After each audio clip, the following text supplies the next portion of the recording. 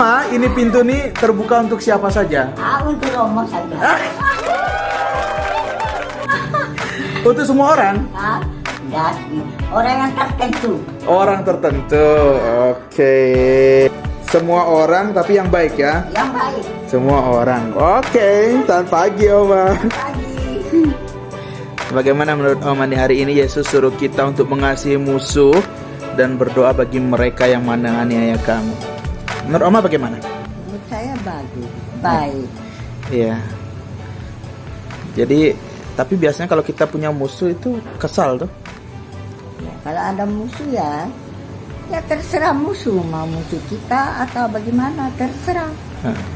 Mau Yang- musuh saya, Nah, Tuhan bertasanya ada di dalam tubuh saya. Tuhan yang mengusir itu musuh, bukan saya yang mengusir. kita menanggapinya dengan kasih. Iya, dia yang kasih. Dia yang kasih. Kalau tidak ada kasih, tidak ada yang sayang sama kita nanti. Maksud sih. Oke, selamat pagi guys. Salam dari kami, pejuang subuh, pejuang bangun pagi. Tumben dong. Oke, pagi ini kita lagi duduk santai guys sambil makan rengginang. Suatu pagi yang sangat sempurna, ada kopi. Tapi satu pertanyaan nih, pertanyaan nih, masing-masing harus jawab ya. Yogi, menurut kau manusia itu bisa sempurna tidak? Tidak mau. Wah. Kenapa? Kasih alasan dulu kan? Kesempurnaan hanya milik Tuhan. Iya, Bang. Kesempurnaan hanya milik Tuhan, Bang. Oke. Guys, polos dong. Ada yang berminat, silakan. Kalau itu, Tergantung dari diri kita sendiri. padahal ini lagi dingin loh guys. Dia keringat dong. Orang bilang kesempurnaan itu bilang oleh milik Tuhan. Jadi kemungkinan sebagian besar orang bilang manusia itu tidak bisa sempurna. Benar juga sih. Dan kita sudah terkonsep bahwa memang manusia itu tidak sempurna. Tapi kalau kita pikir-pikir nih, orang bilang manusia tidak sempurna itu sebenarnya tujuan utamanya itu supaya apa? Supaya manusia itu tidak sombong. Maka dibilang kalau sempurna di hadapan Tuhan itu tidak bisa, karena sempurna itu betul hanya milik Tuhan. Tapi tujuan dari konteks bahwa manusia tidak sempurna itu supaya sebenarnya manusia tidak sombong gitu ya. Karena yang sempurnanya Tuhan. Tapi nih banyak orang kemudian bersembunyi di balik istilah manusia tidak sempurna. Kenapa saya katakan orang banyak yang sembunyi?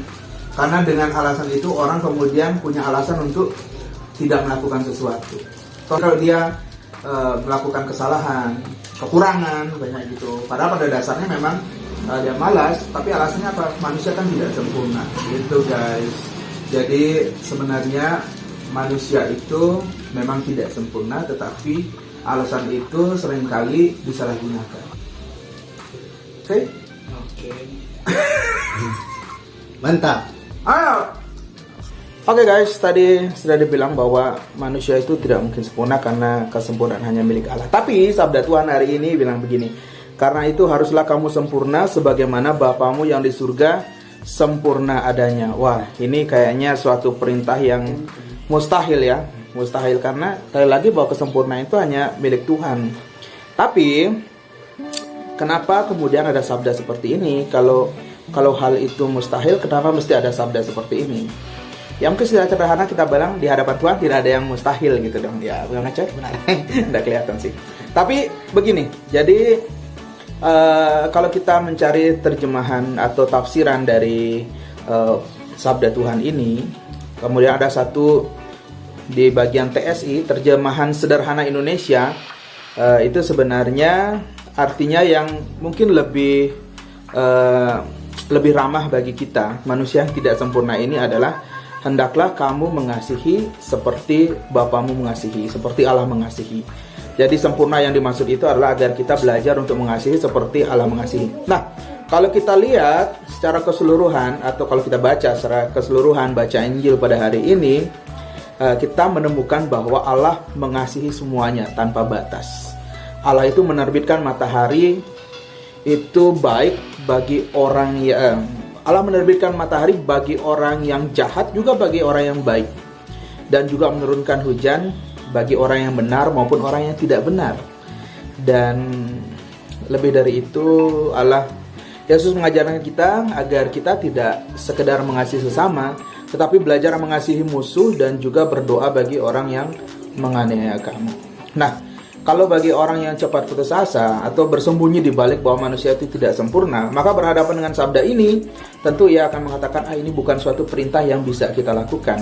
Tetapi kalau orang mau menggali dan menemukan kekuatan dalam Tuhan, maka suatu pernyataan hendaklah kamu sempurna, itu menempatkan kita pada suatu jalan kesempurnaan. Artinya kita mencintai apa yang sudah Tuhan lakukan pada kita, bagaimana kita menemukan belas kasih Allah kepada kita, dan berusaha untuk bisa mengamalkannya dalam kehidupan sehari-hari. Jadi kalau kita hanya mengasihi orang yang mengasihi kita, upahnya sudah dapat gitu. Tetapi kalau umpamanya kita mengasihi orang yang mungkin tidak akan membalas seperti musuh-musuh, maka Tuhan sendiri yang akan membalasnya. Maka dari itu hendaklah kamu sempurna sebagaimana Allah mengasihi kita secara sempurna, maupun ke orang jahat maupun orang baik, orang benar atau tidak benar. Ini juga berarti bahwa setiap orang punya kesempatan untuk menjadi selamat.